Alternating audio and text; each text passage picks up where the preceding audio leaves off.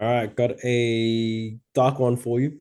Why didn't Han Solo like his steak? Because it was chewy. Oh, don't even know how to make the chewy noise, so I'm not going to try. All right, so we've got random sampling. We're talking about different ways that we can collect data. And again, if we don't want to do a census, which we often don't, um, one way we can eliminate bias is by random sampling, picking people at random. It just means that no one has more chance of being picked than someone else. It's random. Okay, putting numbers in a hat, that's almost as random as it can get. That's an idea of random sampling. Now, that's about it for random sampling. So I'm going to pair it along with the next one, which is this thing called stratified random sampling. Now, we do this when there are subgroups within a bigger group. So a great example here is a school. And the idea of stratified means that you keep the subgroups in proportion. Okay, so that means looking at here, I'm probably going to pick slightly more people. So this is like, look, in year seven, there's 130 students. In year eight, there's 165, so on and so forth. You can see here that, look, I'm probably going to pick the most students from year nine and year 10. And I'm probably going to pick slightly less students in year 12 and in year seven. So it just means that we keep things in proportion. Now, the way that we'll do that, a question may look like this. Let's say, for example, 150 students or 950 students in a school, as shown there. And how many students would be needed from each grade to have a stratified random sample of 50 students, which means that I only want to interview 50 people. So I'm going to have to figure out how many do I want from each. It's going to be a long process, but here's how we do it. We find the percentage of the population that each group is. So for year seven, there's 130 out of the 950. And I'm just going to times that by 100 so I can find a percentage. Now, hopefully, if you put that in the calculator, let's see, that gives me approximately 14%. Okay, now I know it'll be 0.1368, blah, blah, blah. But we're just going to round here.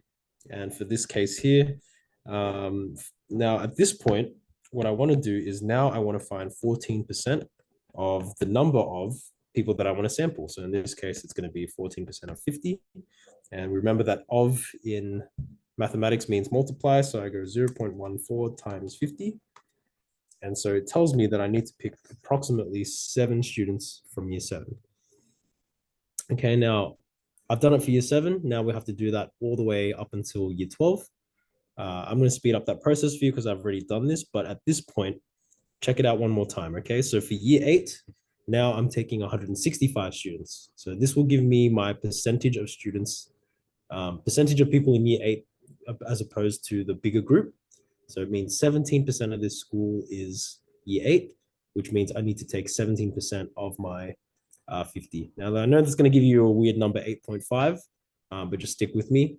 At this point in the video, I want you to pause it and see if you can figure it out for year 9, 10, 11, 12, and figure out how many students you need for each group. And then what we'll do is pause it and then we'll go through.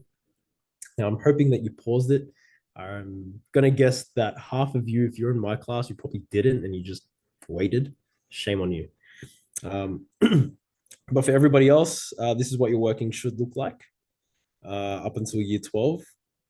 Okay, you may need to pause, you may need to go back. I apologize for the mess. It is a little bit messy, but from here you can see that I need 7 from year 12, 8 from year 11, 10 from year 10. And between these two, it's probably hard to say. So look, if I had to, I'd probably just make a judgment call in the day. I'd probably pick 8 from year 8, and I'd pick 10 from year 9. Had to round down just a little bit just to make sure that it's a clean, even 50. Now, again, the questions, if you can understand the concept of stratified, I will not mark you down for this.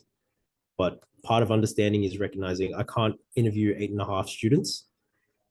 So what I'm going to do is I'm just going to bump one down and bump one out. So if you add up all these numbers together, 15, 25, 35, plus another 15 is 50. That makes my full 50 students.